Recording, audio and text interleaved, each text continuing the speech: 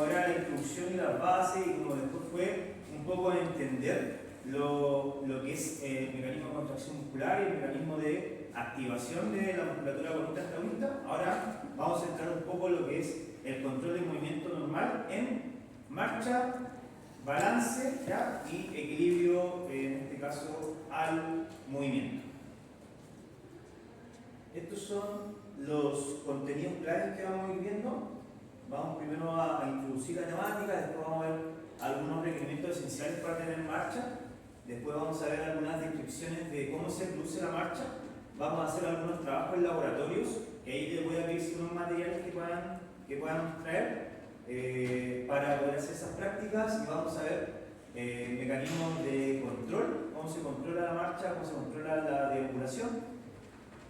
Y por último vamos a ver cómo se genera y cómo lo vemos desde el punto de vista del control del movimiento, marchas con velocidades y con diferentes planos, ¿ya? Para que ustedes entiendan eso desde el punto de vista normal y después podamos ver lo patológico.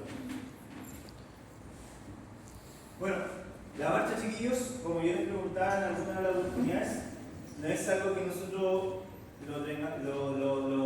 lo tengamos adquirido desde intraterinamente o desde que nacemos. ¿Sí? La marcha se desarrolla, la marcha primero tiene que generar fases, tiene que generar en este caso, ensayo y error, y de acuerdo a eso, nosotros vamos adquiriendo la marcha en ciertos patrones normales, ¿sí? Con ciertas características y en ciertos tiempos también. La marcha, no, como les comentaba o les preguntaba en algunas oportunidades, no es como por ejemplo algunos mamíferos, algunos otros alimentos, o sea, otros animales que nacen, ¿no es cierto?, están un par de minutos, estabilizan y empiezan a generar una marcha independiente, ¿ya? Para subsistir, para alimentarse, etcétera, etcétera.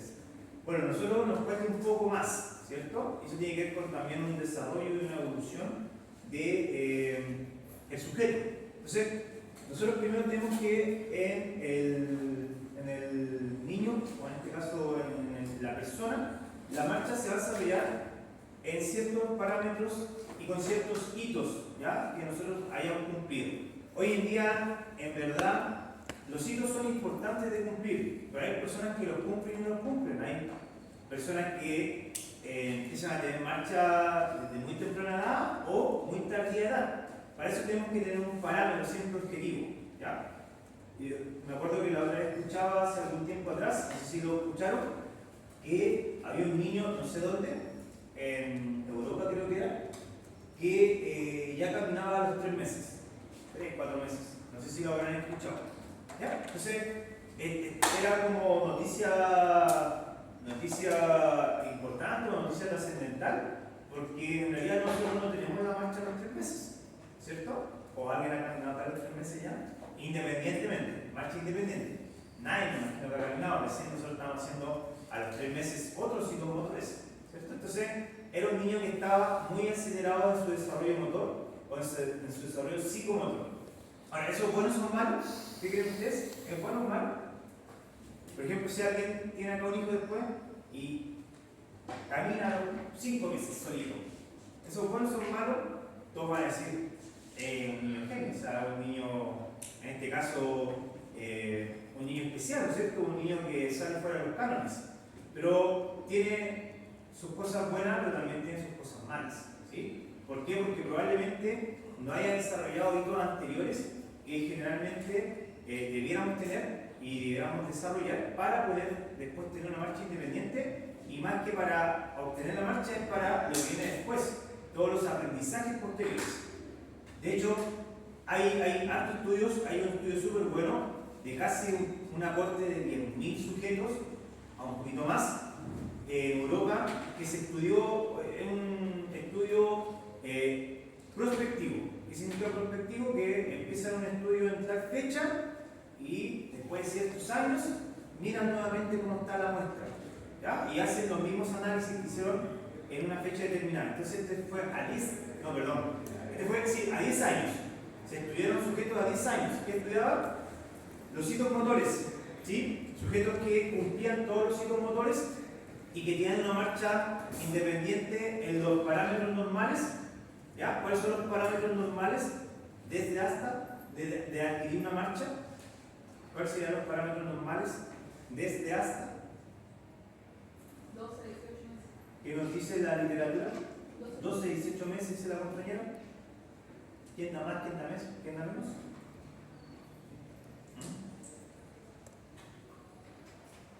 Si nosotros hablamos de marcha, ojo que no es la marcha, o sea, marcha independiente tenemos que decir, no es la marcha que cuando nos paramos, nos ayuda, ¿no es cierto? Sino que es una marcha independiente y que yo puedo sostener esa deambulación por sí solo. ¿Ya? Por lo general, está viendo dice la compañera, entre los 12, 18, 11, 18 meses son parámetros normales que una persona va a adquirir la marcha independiente, ¿sí? O debería adquirir la marcha independiente.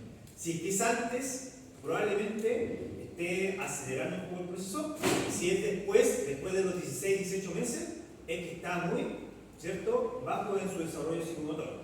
De hecho, los niños que tienen marcha independiente después de los 16 meses, bueno, antes de eso se le pesquisa en el control de los 12 meses y se le mandan, ¿cierto?, a unidades de desarrollo psicomotor o desarrollo motor. Y esos están llevados por los kinesiólogos, los CESFAM.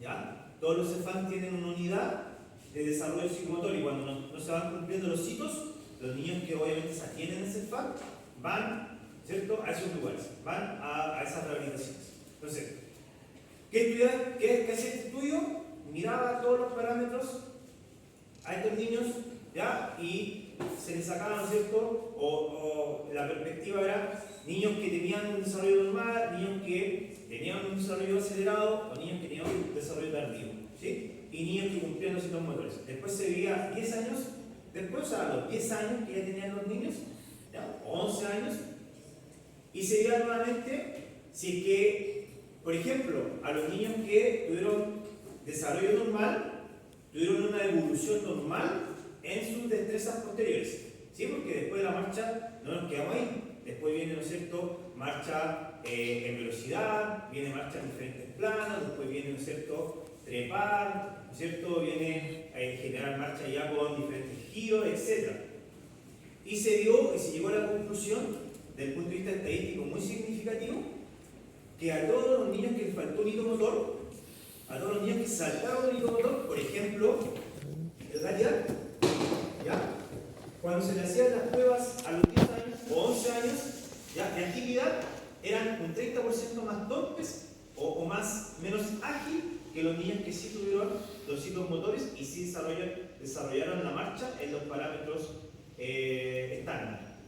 Entonces, hubo una significancia, o sea, hay significancia si perdemos hitos motores, hay significancia si alteramos nuestro desarrollo psicomotor.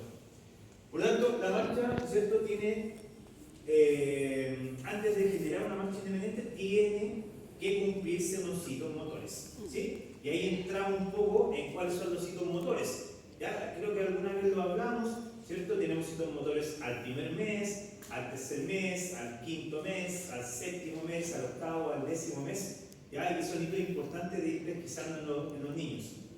¿Cuáles creen ustedes que son esos hitos motores aproximadamente? Al primer mes, ¿qué debería estar haciendo el niño? ¿Qué debería estar haciendo el niño al primer mes? ¿Ya? Tiene que seguir la mirada, ¿no es cierto? Nosotros, por lo general, cuando observamos en el control de 3 meses, si el niño no sigue mirada, no sigue objetos, es que probablemente o esté desconectado del medio o tenga ese hito motor todavía no desarrollado. ¿Qué más tiene que estar haciendo? Reflejo de aprehensión, ¿sí? Uno le pone el dedito y tiende a apretar. ¿Por qué? Porque como lo vimos en la clase de fisiología, nosotros nacemos y tenemos adquirido por un cierto tiempo o por un buen tiempo antes del primer año el patrón flexor, ¿sí? Entonces tiende el niño a hacer toda flexión, ¿ya? ¿Qué más tenemos? ¿Han escuchado el reflejo del moro? ¿Han escuchado el reflejo del pie? ¿Ya? El reflejo plantar, que cuando uno Babinski, todos esos reflejos tienen que tener el niño, ¿ya? Y que son reflejos que algunos se llaman reflejos primarios, ¿ya?, o hitos primarios, y otros se llaman hitos secundarios. Hitos primarios son los hitos que los vamos a tener, ¿no es cierto?, siempre, y que siempre se van a ir generando Nosotros, si ustedes, alguien le pasa una pluma, le pasa, ¿no es cierto?, la uña o cualquier cosa por el pie, van a tener un reflejo. Pero hay hijos que se van perdiendo, o sea, hay hijos que ya van evolucionando más que perdiendo. Y eso es los hijos secundarios, ¿cierto? Bueno, entonces tenemos todos los hitos, después el niño hace giros, después el niño estabiliza cabeza. Siempre recuerden que el control postural es de cefálico a podálico, ¿sí? De central a lateral, ¿sí? Entonces el niño va controlando, una vez que ya tiene control, ya tiene movimiento, ya tiene giros, el niño a los 3 meses aproximadamente de eso, el niño ya está con, en este caso, posiciones de 4 apoyos en cama, ¿cierto? A los 4 o 5 meses, a los 6 meses ya debería estar sentándose en cama, ¿ya? Debería estar sentándose en cama para tener posición vertical. A los 8 meses ya debería estar gateando, un niño debería estar ya gateando 8 o 10 meses, ¿ya? Y cercano a los 11 meses, 12 meses, el niño ya debería estar con estabilidad, ¿no es cierto?, con apoyo. Y debería estar ya fluctuando marchas con caídas, para que en parámetros de 12 a 16 meses, en lo ideal, el niño ya debería adquirir la marcha independiente. Si todo eso se va a ir retardando, nosotros vamos a tener un retardo en el desarrollo psicológico. Si el niño después de cumplir sus ciclos va generando marchas en velocidades, va generando después ya marcha independiente y finalmente llegamos, ¿cierto?, a una marcha más de tercera edad, marcha más geriátrica, en donde por lo general son marchas más lentas, más inseguras, porque acá que vamos perdiendo o que va alterándose un poco el balance, ¿sí? Y por eso que las personas mayores tienen muchas caídas, más que lo normal, más que una persona adulta, más que un niño adolescente, pero menos que un niño, en este caso, infante. El niño infante tiene muchas caídas, ¿sí? Ahora, la persona mayor tiene caída no porque esté aprendiendo, porque acá estamos aprendiendo y estamos corticalizando, en este caso, situaciones motrices. Pero acá ya ha aprendido todo. Acá vienen otros factores que vamos después a conversar. ¿Han tenido geriatría? ¿Todavía no? ¿Sí? Ya, bueno. Me imagino que también ahí conversamos quizá un poco, ¿cierto? En este caso, susceptibilidades de la marcha y balance en personas mayores. Entonces, nosotros vamos evolucionando en lo que es marcha, ¿sí? Ahora, dice, una de las características determinantes para una marcha independiente como seres humanos es, ya, la marcha humana se describe como es cómo se va a desarrollar esta marcha. O sea, esta marcha tiene patrones, esta marcha tiene características, ¿sí? Y esas características nosotros también las vamos asociando y las vamos evaluando cuando hacemos rehabilitación. Si tenemos una persona que pierde marcha, que altera la marcha, por X motivo, X patología, X síndrome, va a alterar de cierta manera componentes, ¿ya? ¿Y cuáles son los principales componentes de una marcha en general? Ritmicidad, alternancia, ¿sí? ¿Alternancia de qué? De los brazos. Nosotros nos vamos caminando como robot, ¿no es cierto? Donde avanzamos con el pie y avanzamos el brazo ipsilateral, sino que vamos alternando. Cuando avanzamos un pie, o en este caso una extremidad inferior, ¿ya? El brazo, o en este caso la extremidad contralateral, es la que avanza. Después vamos avanzando y vamos alternando. Ritmicidad es que tenga un juego de coordinación entre ellas, ¿cierto? Y que mantengamos el balance. ¿Por qué coordinamos y por qué alternamos? ¿Se han hecho esa pregunta alguna vez? ¿O por qué, o lo han hecho en alguna otra clase? No sé. Porque caminamos alternados, ¿no es cierto? Alguien camina como... ¿Alguien camina así? Puede caminar así. ¿Qué les parece? Esa es más fácil. ¿Por qué alternamos? ¿Por qué alternamos? ¿Porque sí nomás? ¿Porque así lo aprendimos? ¿O porque hay alguna... hay algo detrás, ¿cierto? ¿Hay alguna respuesta detrás de eso? Para poner las manos cuando te vas a caer, creo. ¿Por el gateo? Ya, por el gateo lo podemos desarrollar, que es la base, ¿no es cierto?, que veíamos de los hitos motores. El gateo es un hito motor, ¿ok? Pero sí, o sea, se desarrolla en base a alternancia que nosotros vamos desarrollando en los hitos motores. Pero la pregunta es más fácil que eso, o sea, más sencilla. ¿Por qué alternamos? ¿Cuál es la...? ¿Ah? por equilibrio, Para alternamos por, poner las manos cuando nos vamos a caer. por seguridad, Sí. ¿ya? Puede ser por seguridad, puede ser por equilibrio, balance, ¿ya? Por sustentación, ¿ya?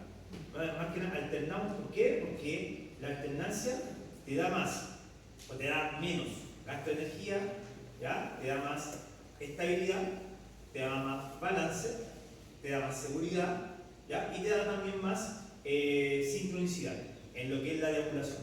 Nosotros, créanme, se ha estudiado personas que caminan alternando o más que así, porque esto es como súper inhabitual, esto es más habitual.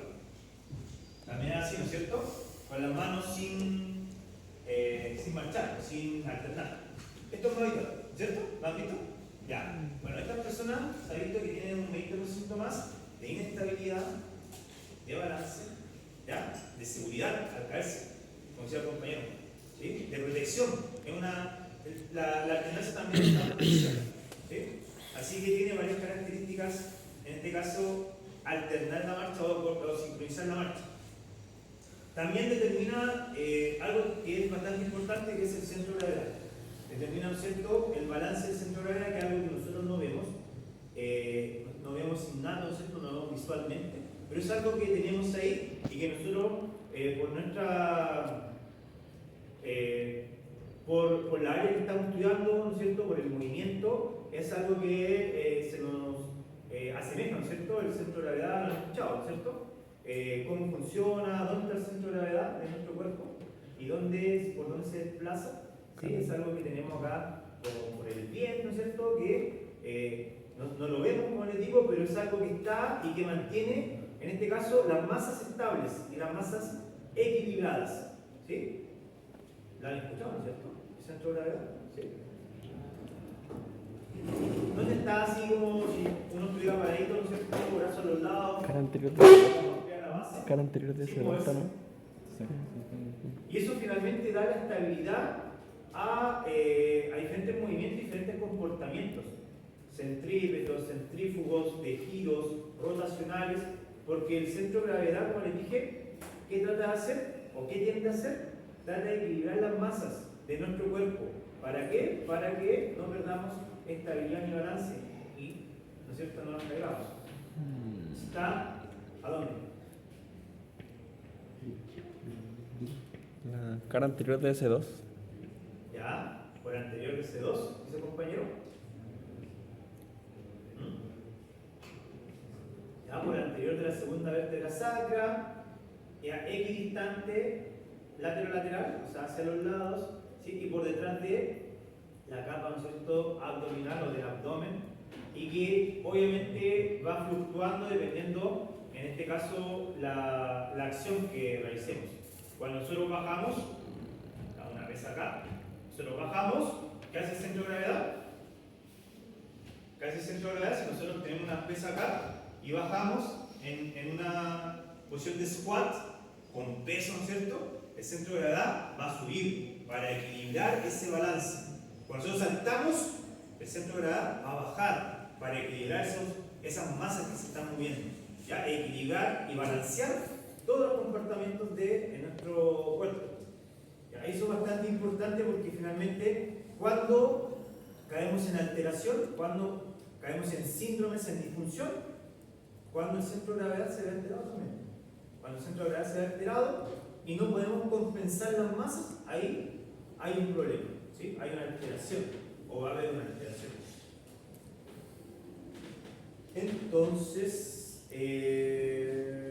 ya, tenemos que algunos requisitos esenciales para la marcha, como es el paso, la zancada, que es el doble paso. Ya vimos que hay que tener una sincronización entre extremidad superior e inferior, la cadera, que la cadera es bastante importante porque da la estabilidad y sustento para poder avanzar. El tronco necesita un balance, ya un equilibrio de nuestro cuerpo. La mirada, ya no es lo mismo caminar, que también pasa, algunos que caminan mirando hacia abajo y mirando hacia arriba, ¿cierto? Mirando más que hacia arriba frontal, ¿ya? Es importante mantener la mirada frontal. ¿Por qué? Porque nos da más perspectiva de visual. Algo que tenemos de la evolución que la más cercana o la que más a nosotros nos asemeja en la evolución del mono, es que cuando nosotros de cuadrúpedo sustentamos a hiperestación o adquirimos la hiperestación, ya nos significó principalmente dos ganancias. Una ganancia fue tener una perspectiva más amplia del horizonte, o sea, del ambiente. Si nosotros estamos cuadrúpedos, nuestra visión y nuestra perspectiva al menos es más baja. ¿A qué me refiero? Podríamos ver no tan lejos, ¿sí? Porque tenemos una menor trayectoria visual, pero cuando subimos tenemos más trayectoria. Y otra fue alcanzar objetos más altos, ¿ya? Dos evoluciones importantes. Por lo tanto, para la marcha, ¿no es cierto?, para que sea eficiente y económica, porque ese es otro término. Por ejemplo, los pacientes con ACV tienen marcha, ya los post-seculados tienen marcha. ¿Han visto pacientes? Ustedes todavía no, ¿cierto? ¿Todavía no han visto algún tipo de paciente? ¿No? Bueno, conocen un poco las características de un paciente con ACV, que lo hemos hablado en los laboratorios. Un hemicuerpo, ¿no es cierto?, parético o pléjico, el cual tiene poca movilidad, ¿sí? Ellos, bueno, los pacientes que recuperan un poco la marcha, o sea, la deambulación independiente, ya sea con una órtesis, ¿qué es lo que más se ve perjudicado a esta persona? Aunque tenga coordinación, etc., esa es la economía de la marcha. Se cansan muy luego, gastan mucha energía. ¿Para qué? Para algo que deberían no gastar tanta energía. ¿Y por qué gastan tanta energía? Porque, bueno, tienen que utilizar más combustible en mover la máquina, ¿sí? En mover el cuerpo, en mover los músculos. Por tanto, la economía energética es bastante importante también para cuando nosotros nos proponemos un objetivo de restablecer la marcha. Sistemas vestibulares, sistema nervioso, somatosensorial, etcétera, cognitivo, todos van a ayudar a generar que tengamos buena deambulación. Y todos tienen que estar interactuando entre ellos. Ya, ¿cuáles eran los requisitos? Yo les dije un poquito anteriormente, tenemos tres requisitos principales para generar una buena locomoción, una buena marcha. Progresión, en este caso, el requisito progresión significa que la marcha debe ser progresiva en el tiempo y debe ser progresiva en el transcurso del periodo que yo genero una deambulación. ¿Qué quiere decir eso? Que yo debo progresar hacia diferentes latitudes. ¿Ya? Es como decir, yo puedo hacer marcha, pero la marcha, ¿no es cierto?, tiene que tener desplazamiento. Después tiene que tener control del centro de masa, o sea, en este caso el centro de gravedad, ¿ya? Y tiene que tener equilibrio estable, reactivo y anticipatorio. ¿Qué es el equilibrio estable? Es el equilibrio donde yo puedo caminar y pueda haber una bajada y yo pueda bajar bien, sin necesidad de estar pensándolo, sin necesidad de estar viéndolo, ¿cierto? Y yo pueda generar esta acción de buena manera. ¿Qué es un estado reactivo? Es, por ejemplo, yo voy caminando y hay un bache o hay una piedra y yo puedo reaccionar frente a eso. ¿Ya? Mi cuerpo, mi sistema tiene anticipación, ¿ya? Reacción frente a una situación, ¿no es cierto?, del ambiente. Y anticipatorio es que yo pueda anticipar, ¿no es cierto?, con músculos. Nosotros tenemos un músculo anticipatorio. Tenemos tres designaciones como se les nombra a los músculos hoy en día. ¿Ya? Músculos estabilizadores primarios, músculos estabilizadores globales y músculos movilizadores. Músculos estabilizadores primarios son los músculos más intrínsecos, músculos que van a estar siempre en coactivación, que van a estar siempre activados, ¿sí? Por lo general usan más tipo de fibra 1, ¿ya? Y son músculos más asociados a la columna y en las extremidades músculos más internos, ¿sí? Más pegados hacia la cápsula, hacia las articulaciones. Entonces esos músculos finalmente, ¿qué van a hacer? Van a estar siempre activados, ¿ya? Entonces cuando yo vaya caminando, mi cerebro manda el mensaje que yo voy a caminar y que ahora voy a bajar. Y cuando yo voy a bajar, esto ya está procesado, desde acá ya está procesado esa información. ¿Y qué hace el cerebro? Manda a activar ¿ya? La reacción para esta bajada y los músculos anticipatorios ya están activados. Por ejemplo, ¿quién tiene que estar acá siempre activado antes de bajar esta escalera? ¿Ah? El cuádriceps, ¿ya? Ahí tenemos el vasto lateral y medial, que son músculos que probablemente sean los que se van a activar anticipatoriamente a los otros, porque los otros están siendo más movilizadores. ¿Quién tiene que estabilizar para que yo pueda hacer esta acción? Importantísimo. Tiene que estar siempre activado para yo poder generar esto bien, estable y con una buena función. ¿El glúteo medio? Glúteo medio. Cuando yo bajo, si yo tengo un glúteo medio activado y que esté siempre en control de esta situación, mi cadera se va a caer. ¿Sí? No va a dar soporte. ¿Por qué? Porque estoy unipodal, con todo el peso del cuerpo en una sola pierna. Si el glúteo medio lo tengo débil, probablemente va a ser una mala acción, una mala gestualidad y yo me voy a caer. Eso es lo que pasa, por ejemplo, en personas que tienen una caída, por ejemplo, que nosotros que nos fijamos, ¡pum! ¡Oh, me caí! ¿Qué nos fijamos? La caída solamente, ¡oh, se cayó! ¡Oh, porque habrá sido! ¡Pucha, lo hizo mal! Estuvo quizá estaba apurado, ¿no es cierto? Y se resbaló. Vemos todas las posibles causas, pero pensamos, oh, por ejemplo, podría tener el glúteo medio débil y por eso quizás no estabilizó bien, se cayó un poco su pelvis y eso generó, ¿cierto?, que propiciara la caída, que principalmente, probablemente el glúteo medio de esta no lo va a hacer solo, probablemente también hay otros factores, pero de que tiene ¿cierto?, que ver en esta acción, tiene que ver, ¿ya? Y de que yo probablemente me caiga producto de que tengo débil ese glúteo medio, probablemente sí va a ser consecuente. No sé si me entienden la idea. Entonces, ahora ustedes tienen que pensar como kinesiólogos, tienen que pensar como fisioterapeutas, ¿no es cierto? Y siempre pensando, más que probablemente estar en la acción, ¿por qué se puede haber producido eso? ¿Por qué se puede haber producido, por ejemplo, esa caída? ¿Por qué se puede haber producido que iba subiendo y trastabilló y se cayó? ¿Por qué pueden producirse las cosas? ¿Se entiende, chiquillo, o no? ¿Se entiende? Bueno, dentro de los requisitos esenciales, como les dije, está la progresión, el control y la adaptación. Tenemos que estar las estructuras y funciones corporales, que eso son lo principal para generar una motricidad. O sea, la estructura, las funciones tenemos que saberlas, ¿sí? ¿Quiénes propician la marcha? ¿Quiénes son los que se van a ir activando normalmente? Por ejemplo, ustedes han visto marcha, ¿no es cierto? ¿No? Tenemos la fase de... ¿Cómo se llama esta fase? Que es la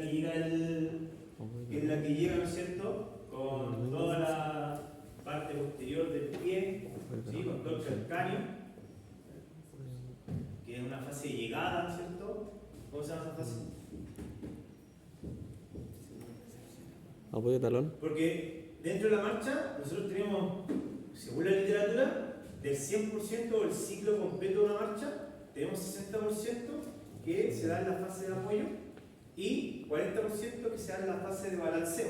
¿Cuál es la fase de apoyo? Cuando yo mantengo en apoyo mis pies en el piso.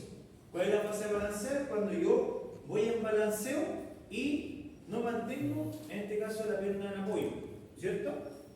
De ese 60%, bueno, hay fases, ¿sí? Tenemos aproximadamente 7 fases, 8 fases. Y de ese 40% de oscilación o balanceo, también está dividido en 3 fases, principalmente. Un balanceo inicial, uno medio y un final. Esta fase de llegada, ¿cómo se llama? Apoyo de talón. Ya, apoyo de talón. ¿Tiene algún otro nombre? Apoyo plantar, apoyo medio, despegue talón, despegue talón. Ya, recepción de... Recepción de Apoyo paso, plantar creo que ya. fue.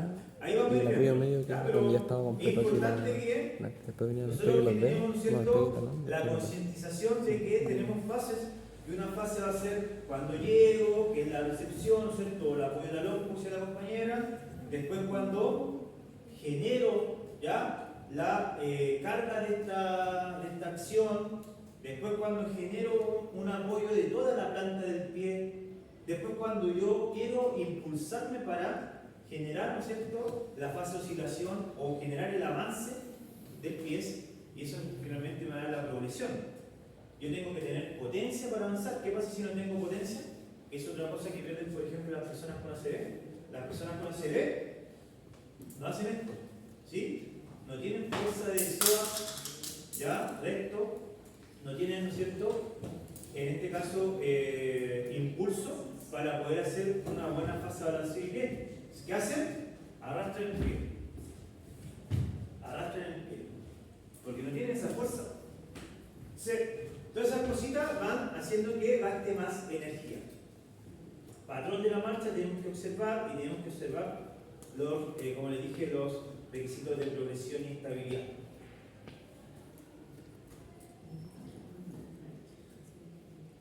Esto lo vamos a ver más adelante igual, pero como les dije, en laboratorio voy a tratar de traerle unas plataformas, que son unas plataformas que miden la acción de la marcha, y esa acción de la marcha son principalmente estos análisis que se ven ahí, que es una gráfica, son para objetivar nuestra marcha, ¿sí? Para objetivar, para generar una estadística, para generar un conocimiento de cómo está generándose la marcha en estas personas.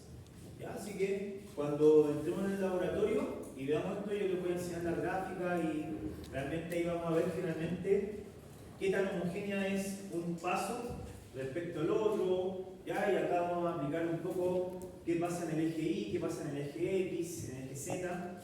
¿Ya? Son características cinéticas y cinemáticas que vamos a ver en el laboratorio. Vamos en laboratorio, les adelanto, vamos a grabarnos, ya vamos a usar plataformas, vamos a ocupar también algunas otras cositas que van a generar un entendimiento mayor de lo que es el patrón de marcha. Bueno, esto es lo mismo, pero para un patrón de corrida, un patrón de aceleración. ¿Ya? Y acá hay un poquito los descriptores de la marcha, ¿sí? Los descriptores que yo les comentaba. Dice, para comprender la marcha patológicamente antes de saber la marcha normal. Bueno, hoy en día igual pasa un poco esto. Nosotros, desde, como les dije, de lograr la hibridación, ya en este caso desde el mono, después desde el Homo sapiens, ¿cierto? Después de sujetos que caminaban mucho. Ustedes saben que cuando en la edad paleolítica no habían enfermedades crónicas. ¿Sabían eso, no? Que la edad paleolítica es cuando el hombre cazaba mucho, se trasladaba y era nómada. No había enfermedades crónicas, se morían de otras cosas, se morían de sepsis, se morían por las guerras, etc., pero no se morían de diabetes, de hipertensión, ¿cierto? ¿Por qué? Porque esas enfermedades se fueron produciendo producto de esto, de la hipomovilidad. Los asentamientos que provocaron muchas cosas buenas, ciudades, ¿cierto? Comunidades, pero también otras cosas malas. Ya el hombre hacía menos gasto energético, hacía menos actividad física. Y al generar menos gasto energético, menos actividad física, cada vez fuimos evolucionando y hoy en día los índices de enfermedades crónicas están súper alarmantes. De hecho, Chile es, dentro de Latinoamérica, el segundo país con más personas obesas, ¿no es cierto?, por per cápita, o sea, por población. ¿Sí? Solo nos gana Estados Unidos y México, pero después ganan todos los otros. Y de hecho, más que preocupante, es la alta tasa de sedentarismo que hay en la población, que ha ido bajando un poco, pero igual sigue alta. ¿Sí? De 81 bajamos a 79, pero algo bajamos. Pero la idea es que ustedes sean los promotores de la actividad física y en este caso salieron, no sé si vieron la noticia esta semana, un estudio de unos investigadores de la Universidad de la Frontera, que investigaron estudios prospectivos igual, o sea, de tiempo, de data, de años, en mujeres con cáncer, cómo favorecía los entrenamientos con fuerza en la metástasis, o sea, en la generación de nuevas células cancerígenas. ¿Qué pasaba con el ejercicio? ¿Qué pasaba con el ejercicio específicamente de fuerza? Bloqueaban esas señales. Y a las que tuvieron cáncer ya no había metástasis, ya no había ramificación, ¿cierto? Y eso es un estudio acá en Chile, bastante potente. O Entonces, ustedes tienen que llevar esa bandera de la actividad física, de hacer ejercicio, de hacer fuerza, ustedes mismos y después, bueno, a la población. ¿Ya? De que es bastante importante. Entonces, ¿cuánto creen ustedes que terminamos, o sea, en cuánto se desarrolla la marcha? O sea, ¿en cuándo termina de evolucionar la marcha? Cuando ya tenemos una marcha independiente y decimos ya tiene todas las características de una marcha, que es progresión, ¿cierto? Estabilidad, ¿cierto? Puede sostenerse por sí solo y puede también generar marchas que son marchas evolucionadas, por así decirlo, que son marchas con velocidad en diferentes situaciones. ¿A qué edad llegamos a eso? Nosotros decimos ya, la marcha con todas sus características está instaurada en este niño, en esta persona.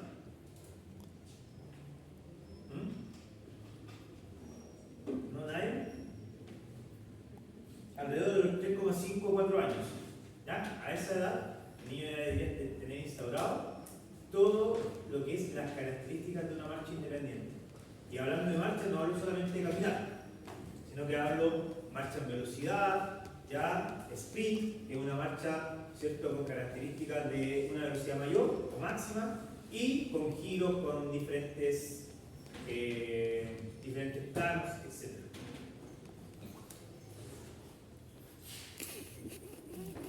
Ok. A ver. Bueno, el control de la marcha está relacionado con la interacción que tienen en este caso el cerebro a nivel cortical, ¿ya?, con la asociación que tiene a nivel de los ganglios basales y del cerebelo. ¿Sí? Tenemos un sistema de feed-forward y un sistema de feedback que va dando información y que va regulando la marcha. ¿Saben esos términos, no? Feed-forward, feedback. ¿Saben esos términos? ¿No han escuchado antes? Nosotros hablamos harto en kinesiología de esos términos. ¿Saben? ¿Feedback? ¿Qué es lo que es feedback? Una retroalimentación, ¿cierto?, en un circuito, en un canal, ¿cierto?, común, cerrado, y que necesitamos, ¿cierto?, ver las acciones que genera el paciente o genera la persona. Por ejemplo, yo debería reconocer en este caso esta habilidad, porque yo ya he tenido experiencia antes de esta habilidad. Ahora, ¿cuál es tu nombre? La Catalina también debería reconocer esta habilidad y cómo está esta habilidad. Ahora, si yo se la tiro, ella tendría que tener la reacción suficiente y el conocimiento para poder tomar esta habilidad, ¿cierto? Eso sería, por ejemplo, un mecanismo de feedback cerrado, perdón, en donde ella está viendo la acción que estamos haciendo, pero ya reconoce esto. ¿Por qué? Porque ha tenido situaciones anteriores. ¿Y el feed-forward? ¿Qué es lo que es el feed-forward? Ahora, el feedback tiene una vía aferente o un canal aferente, en este caso en Catalina, ¿qué fue? ¿Cuál fue el canal aferente en Catalina? Sistema visual, ¿ya? Con el sistema visual que hizo ella, hizo una coordinación entre sus, en este caso, fotogramas o reconocimientos. Entonces, fue a reconocer este objeto porque ya lo conoce, ya sabe más o menos que esto no va a pesar tanto. ¿Cuánto pesaría esto, Catalina? Gramos, ¿no es cierto? Sabe que está vacía, por lo tanto no hay en su interior, sabe que está cerrada porque si yo hago así. Entonces ella ya planifica todo eso con su sistema, ¿no es cierto?, de corteza motora secundaria. Y cuando yo le tiro la botella, ¿ella qué hace? Con su corteza motora primaria de asociación, recepciona esto y ya tiene esas características. O sea, sabe que esto no es algo perjudicial para ella. Eso es un feedback. Sistema aferente, la asociación de toda la información, y el efector, sistema de efector o eferente, que ella sería hacer esto con la mano, ¿cierto? Vamos a ver. Ya está, ¿eh? Entonces, es un sistema de feedback. ¿Cuál sería un sistema de feed-forward? Un sistema abierto en donde ella no tenga información y donde ella tenga que tener reacción. Si yo le pido a Catalina que se pare, ¿sí?, y le tiro esta botella sin que ella lo vea, bueno, él tenía que tener el reflejo de la reacción. ¿Sí? Entonces eso es un feed-forward. Canal abierto, entonces. entonces con una sola vía que sería la vía eferente y que se basa en modelos más bien de reacción más que modelos de interacción. Entonces, la marcha, como dice ahí, precisa interacción de estos sistemas. El sistema nervioso central, de todos los canales de información, de los fotogramas que van a estar a nivel de la corteza motora primaria, secundaria, y toda la integración con los órganos faciales y con la información del cerebro también, que es bastante importante, y la protuberancia. Esos son canales donde nosotros vamos a tener el equilibrio y el balance, que son dos cosas importantes, o el balance, que es una cosa importante para mantener, en este caso, la estabilidad de la deambulación, de la marcha. Y finalmente, ¿qué pasa con la marcha? La marcha es consciente e inconsciente. ¿Qué pasa con la marcha? La marcha es consciente e inconsciente. Inconsciente. Ahora, para ustedes, que obviamente ninguno tiene una lección acá, supongo, es inconsciente, pero fue en su tiempo consciente, cuando la aprendimos, ¿cierto? Toda esa enseñanza, todo ese aprendizaje, generó que la marcha hoy en día para nosotros fuera inconsciente. Por lo tanto, si nosotros pudiéramos medir, por ejemplo, cuántas son las vías aferentes que debemos tener para generar una marcha, súper bajita, sobre todo cuando estamos, por ejemplo, en estos planos que no hay nada ahí. ¿Cuándo va subiendo? Bueno, cuando van apareciendo objetos y cosas que tengamos que hacer más solicitudes de información, tanto sensorial como motora. ¿Ok? O cuando va subiendo más, o sea, como una especie de, ¿cómo se llama? Cuando de poder, ¿cierto? Así como el sonido, cuando hay un poquito de sonido, cuando hay un sonido muy fuerte, lo mismo pasa con el control motor. Cuando necesitáis poco, o sea, cuando nosotros vamos caminando y tenemos todos nuestros sentidos ayudando a esa marcha, no necesitamos tanto sonido, poquito sonido. ¿Por qué? Porque ya es independiente, es autónoma, es medular, ¿ya? Es refleja, es medular, no es cortical. Porque eso ya está instaurado hace muchos años. ¿Cuándo empieza a ser o cuándo empieza a aumentar ese sonido? Es cuando no conocemos. Por ejemplo, cuando vamos a un cerro a hacer trail running, por ejemplo, o caminata, senderismo, y no conocemos el territorio. Ahí el sonido tiene que amplificarse un poco más, las aferencias tienen que aumentar. Y ahí el trabajo del cerebro aumenta. ¿Por qué? Tengo que llegar a la información a nivel cortical. Y aún más cuando no conozco nada y estoy sin sentido. Por ejemplo, corro con baja luz. Voy a trotar, a la playa y después me voy al sector cuando no hay mucha luz y voy un poco a ciega en ese sentido, o sea, corriendo en un ambiente que no conozco muy bien, no sé dónde vienen los baches, y aparte me bajaron un sistema que es bastante importante para la deambulación, que es la visión. ¿Sí? Así que ojo, por ejemplo, cuando van a correr y se ponen los audífonos. Yo, por ejemplo, todos los que me van preguntando, yo me dedico más al área del ejercicio.